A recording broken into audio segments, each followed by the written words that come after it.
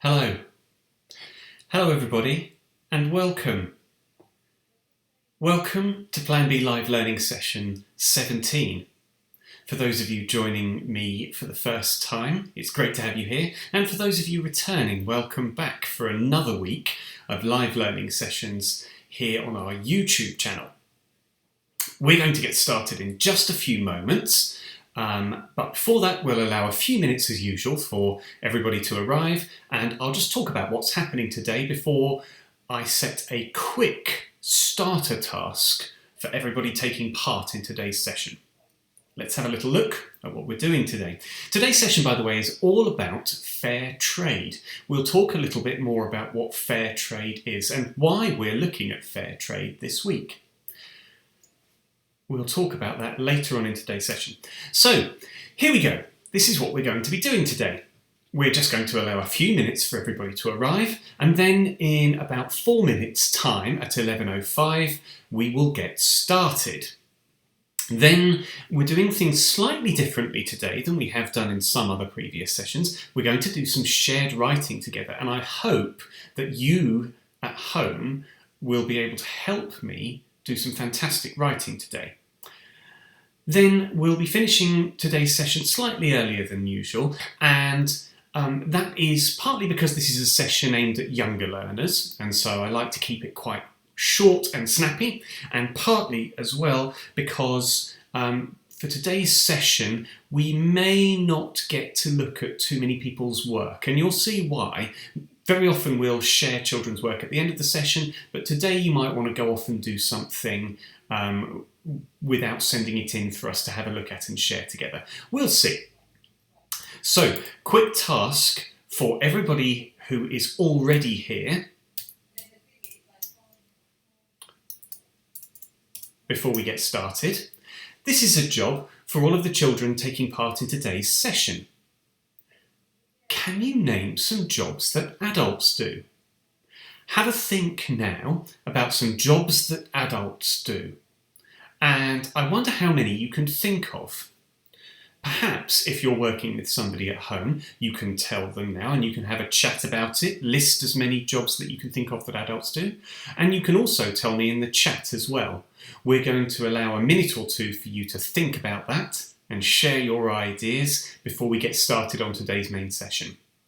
And I might, as you're suggesting some things, add them to our little mind map here. So, parents, welcome. Thank you for joining us. I hope you're managing to connect to this stream okay, and that you're signed into YouTube so that you're able to either type on the chat or your children are able to type on the live chat as well. We would remind you that this is a supervised session, so please do keep an eye on your children during the session today. If you would like to, in the description below this video are a couple of links. The first of which is a link to today's worksheets, which we provide for free with these live sessions, and you can download those now. If you're able to display them on your screen after today's session has ended, if you're continuing with the learning activity after we finish, then that's brilliant.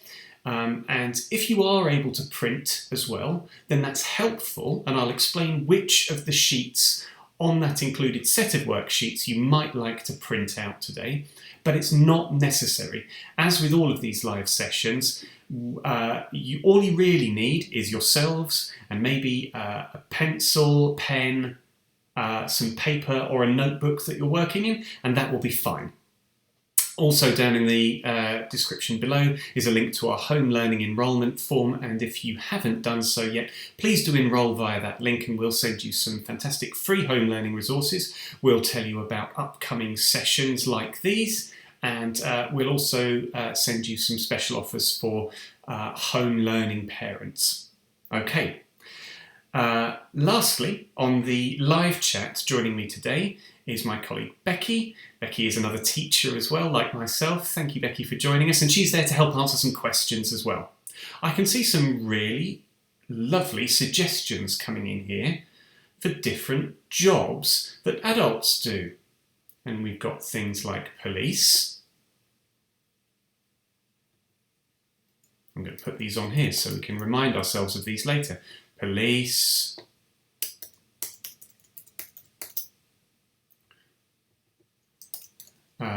ambulance, paramedic, zookeeper, I like it, office worker. Lovely suggestions, everybody, well done. Nice to see that you've been thinking about this task while we wait for everybody to arrive. What else do we have? Okay. Yeah. Firefighter. Lovely. Nurse. Cook. What brilliant suggestions, everybody. Well done.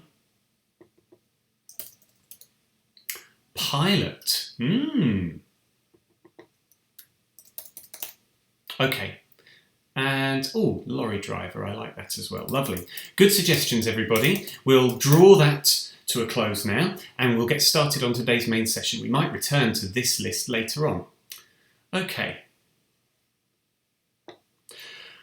So, fair trade. Fair trade is what we are focusing on in today's live session and tomorrow's live session. And I said I would tell you a little bit about why. The reason why is that the reason why we are looking at fair trade today is because this Saturday is World Fair Trade Day. So we thought it would be good to learn about what fair trade is and to think about the people who do jobs to make us the things that we use and provide the services that we use. Think about why we're thankful for them, and also to look carefully at the way some of the things that we buy and use are produced, and think about why it might be important to try and make things better for the people that make the things we use. Let's get started. Here's what we're doing today. We are understanding that children in some countries work hard to make products we use. I'm going to read along as I go through these slides. There's quite a lot of information, so if you'd like to, you can read along with me, but the most important thing is that you are listening carefully and ready to share some of your ideas with a partner or with me and Becky on the live chat. Here we go. So, you thought about some jobs that adults do. Well, look here. We are builders. Have you heard of this job before? And what do you think builders do? Thinking? Got some ideas in your head? Let's see if they were right. Builders follow plans to construct buildings and other structures. They're sometimes called construction workers, tradespeople, or labourers. So there's lots of different names for that kind of job. And most builders learn while they work. They do something called an apprenticeship, and that's where they are taught the skills and knowledge they need to do their job on the job. We are architects. Have you heard of this job before? What do you think we do? What do architects do? What do architects do? Are you thinking? Do you have an idea in your head? There might be a clue in the picture. Let's have a look.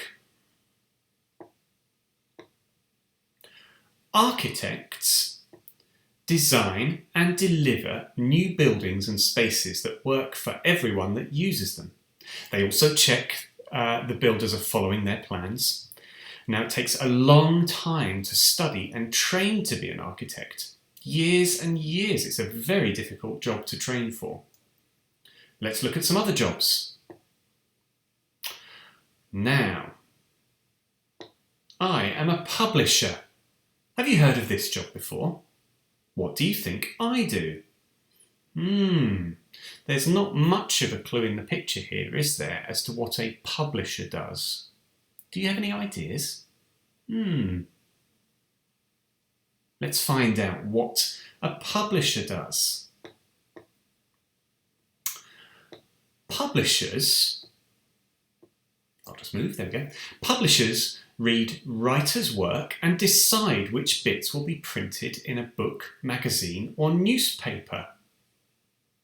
Might be an online magazine, online newspaper or website now as well. Publishers need to have a university degree and they have to be fast readers. They decide if an author gets paid for their writing.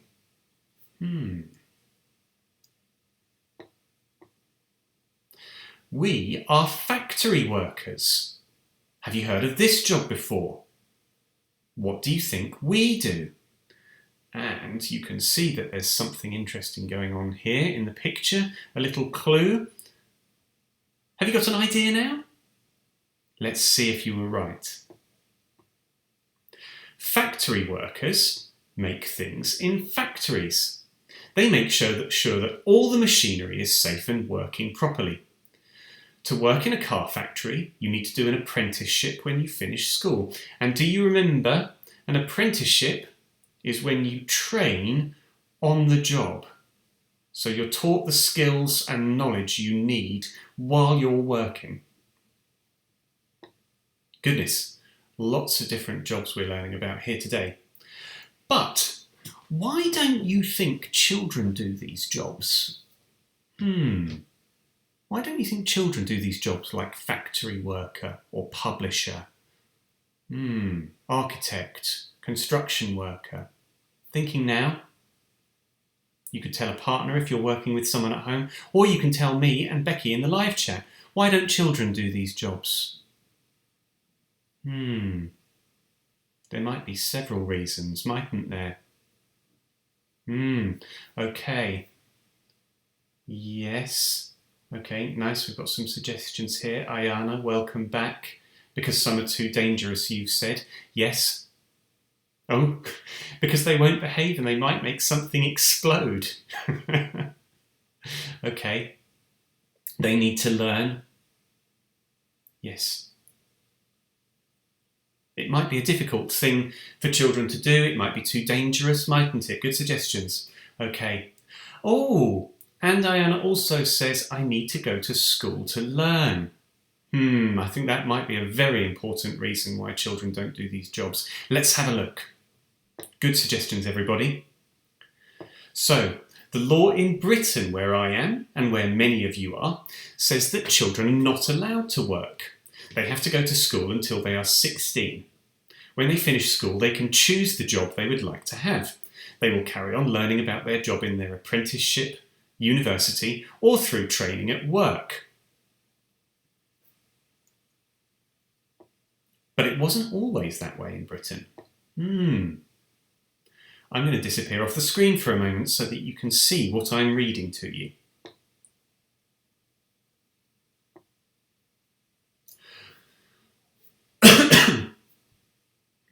A long time ago, in Victorian Britain, children had to work. Children often had dangerous jobs like cleaning chimneys or going into mines. And look at these pictures here. This is an illustration. These children are pulling a coal cart out of a mine. Can you imagine thinking now what it was like for children having to pull a cart out of a mine like this, a coal mine? What must it have been like down in that coal mine? This is a photograph from Victorian Britain. This child worked in a cotton factory. She cleaned the fluff from the machines. Lots of children were hurt doing this job. This was a very dangerous job, working in a cotton factory. Children were chosen to do this job, clean the fluff out of the machines, because they were small. So that meant that they were able to more easily crawl underneath the heavy, mechanical, moving parts of the machines, and they had smaller hands and arms that meant they were able to get into the moving parts of the machinery to pull the fluff out. It was incredibly dangerous work. Would you like to have one of these jobs? What do you think? Would you like to work in a cotton factory or in a coal mine?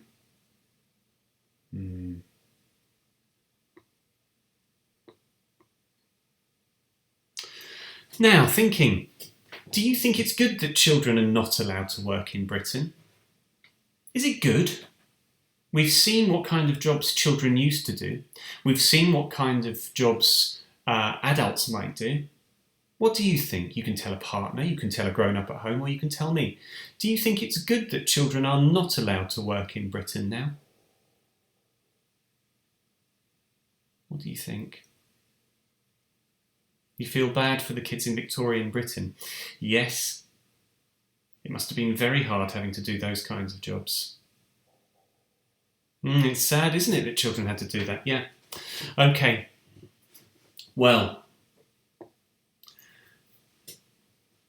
the children in Victorian Britain were not the only ones working. And in fact, there are children in other parts of the world, outside of Britain, working every day. Let's find out a little bit about them. These children are picking coffee cherries in Panama. Where in the world is Panama? Do you know where Panama is? Perhaps you could look it up later using an atlas or a globe. The coffee cherries will be turned into coffee beans and used to make cups of coffee. That's interesting, isn't it? These children are picking coffee cherries to make a drink that is for adults. So they're not even making a drink that children normally have. Some countries still allow children to work. This means that they can get money to help their family, but it also means they don't get to go to school. Is this fair? What do you think? Children in Britain are protected by law. They don't have to work. They're not allowed to work. They get to go to school. Children in Panama and other parts of the world don't get to go to school. What do you think?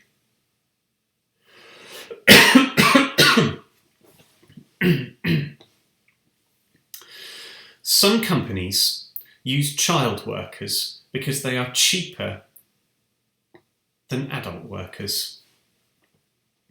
The companies make a lot of money and the workers struggle to pay for enough food to live. Is this fair?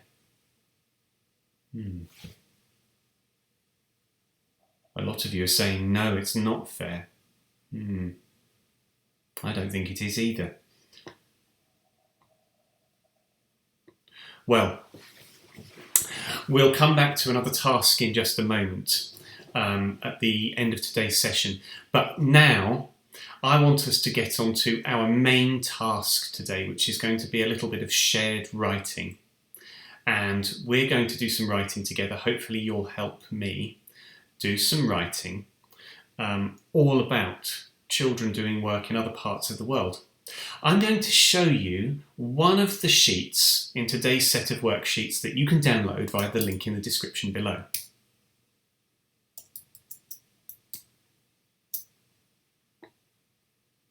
It's this one.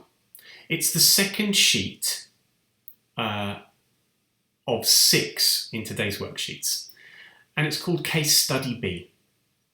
I'm going to quickly read this, but hopefully you can read it as well, and then I'm going to leave it up on screen while we do some writing together.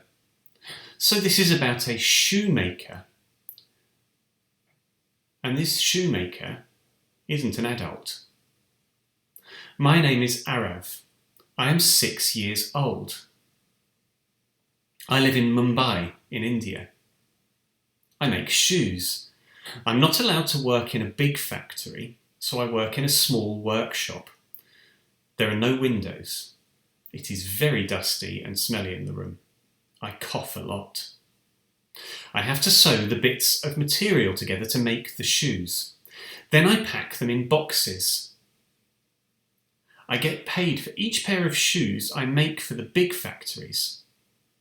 The work is very hard and I don't get paid much. I need the money to buy food.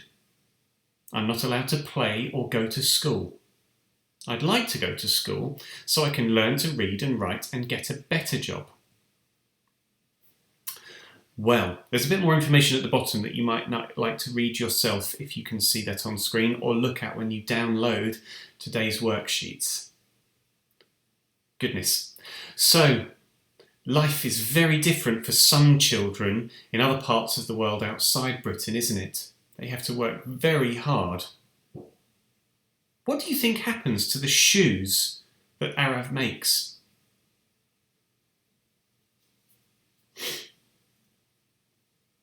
Karen, or Karine, I think. Karen, you're saying your parents are from India. Yes, a lot of people, a lot of children in this country have parents who are from India, don't they? Yeah, okay. And I wonder if we have children with parents or grandparents or relatives from other countries other than India as well, where some children work.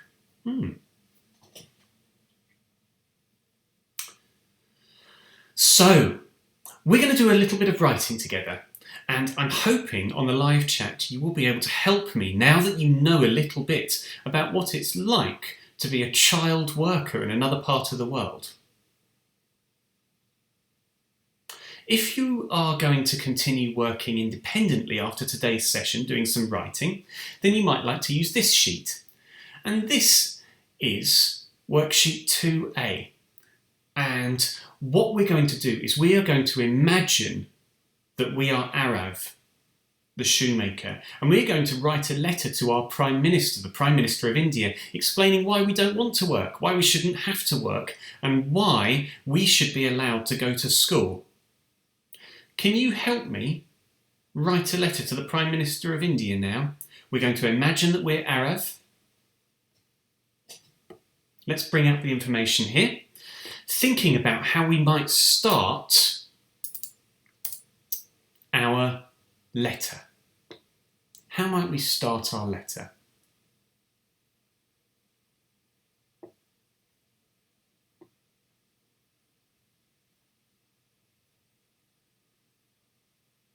How might we start a letter to the Prime Minister of India? Can you suggest something? Have you got an idea? Just now you can see, I hope, my writing. How do we start a letter? You can tell me now in the chat. Yes, good. Dear Prime Minister. That's a good way to start, isn't it? We call that a salutation, don't we? Dear Prime Minister. Next, I think we should probably introduce to the Prime Minister who we are, shouldn't we? How could we do that? How could we make sure that the Prime Minister knows who we are? Can you suggest in the live chat to me how we might do that? I'm going to give you a little clue here.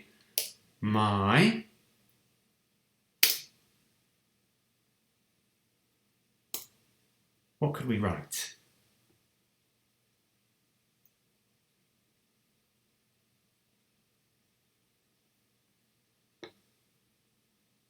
Are you having a think about what you might say if you were Arav writing a letter to the Prime Minister? Something about us. Something about us that says what this letter is going to be about. What is something that we know about Arav? Can you tell me something we know about Arav that would tell the Prime Minister what this letter is going to be about?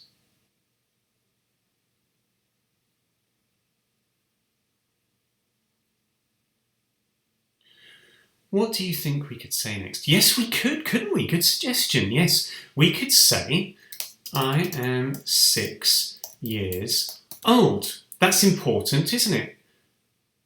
The Prime Minister now knows that the person writing him a letter, or her a letter, is a child. I make shoes. Excellent suggestions, everybody.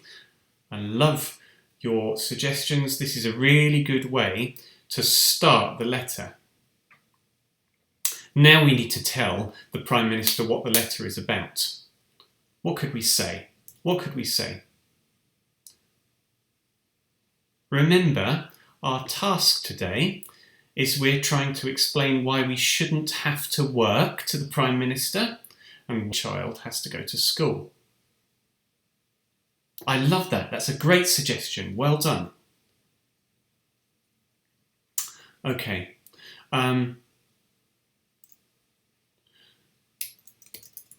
Children. Okay. Yeah, I like your suggestion. I'm going to use your suggestions. I don't want to go to work. Where does he work? Do you remember where Arav works? Do you remember where Arav works? I don't want to go to work at the... Well, it's not a factory, is it actually? No, but it is a place where they make shoes. It's a shoe workshop. I don't want to go to work at the shoe workshop. It is very dangerous. I like your suggestion. I'm going to use that. It is very dangerous, and children should be allowed to go to school. I love your suggestions. Perhaps we could start to say why we want to go to school. Why do you think Arav wants to go to school? Can you tell me now in the chat, or can you tell somebody if you're working with a partner or an adult at home? Why do you think Arav wants to go to school? That's a very good point, actually, in the chat, isn't it? You remembered, didn't you, Ayana? Yes, that it was me. Let's do that. Working in the shoe workshop makes me feel sick. Oh, good suggestion. Yes, well done. I want to learn to read and write. Yes. So, I can get a better job. I love your suggestions, everybody. Very well done. If you're going to carry on after today's session, writing a letter, imagining that you're Arav, then you could use what we've written here together to start your letter. Or you could start from scratch and you could write a few sentences of your own, or even a sentence saying writing if you would like as well. So that's one task that you could do today to show what you have learned about children having to work in other parts of the world. I want to show you as well some other things that you could have a look at in today's worksheets after this session ends to extend learning beyond this session. There is case study A, which you can see on screen now. And this is all about the production of cocoa. And cocoa is used to make chocolate, among other products that we enjoy here in Britain. But it's not made in Britain. It's not produced in Britain. It's produced in other parts of the world, like Nigeria, in West Africa, and many other places.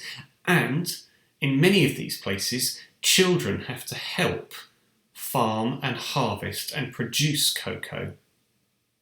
It's a very dangerous job. Case study A tells you all about it. And one of the things you might like to do, parents, here's a suggestion if you want to extend learning beyond today's session, is that you might like to do some acting in role play, drama. What this case study describes is the activities that Ode does during a typical day working in a cocoa plantation in Nigeria and West Africa. And there are lots of actions, such as using a machete, a big knife, to chop cocoa pods open. And it's a very dangerous task, but some children have to do it. And there's lots of different actions that children might want to act out, younger learners in particular, to show what Ode goes through in a typical day. You might like to act out what it's like to be a shoemaker in a dusty, smelly little workshop as well. But there's more. We looked in the slides, didn't we, at what life was like in Victorian Britain for children. And this fact sheet tells you even more about child labour or child work in Victorian Britain. And there's some incredible illustrations and photos of children working and some information there that you might like to read with your children. And then you could go on to look at this worksheet 2C, and your children might like to try answering these questions about child labour in Victorian Britain based on the information in the worksheet. Lastly, if you are interested in fair trade and World Fair Trade Day, which is this Saturday, and you'd like to learn more about what fair trade is, then there are two things that you could do. You could join us tomorrow for our next live session, which is for slightly older learners aged 7 to 9 in lower key stage 2, but it's all about fair trade, and slightly younger and slightly older learners will definitely get a lot out of it as well. So come and join us at 11 tomorrow for the next live session all about fair trade. And you might also like to visit our blog at planbee.com, and I want to show you one of our blog posts. It's this. We've got a blog post of fair trade facts, and this is on planbee.com/blog, and you'll find it there. And I'll add the link to the description after today's session, and hopefully we can get it into the live chat there as well. And this has some fascinating facts all about fair trade. So if you want to learn more about what fair trade is and how here in Britain we can buy fair trade products to help people making things in other parts of the world, then you might like to have a look at that. Becky has shared an email address, homelearning@planbee.com. If you would like to send in your letters that you've written or any photos of you working and learning about fair trade or child labour in other parts of the world, then please do email those in, and we might have a chance to have a little look at those tomorrow. You never know. Please do email in your pictures. We love to see them. We won't necessarily share them today because of the way that today's session is running, but if you would like to send them in, then we'll make sure we share them somewhere, either here on our blog or in a future session. So, let me just bring up our lovely shared writing again as we come to the end of today's session.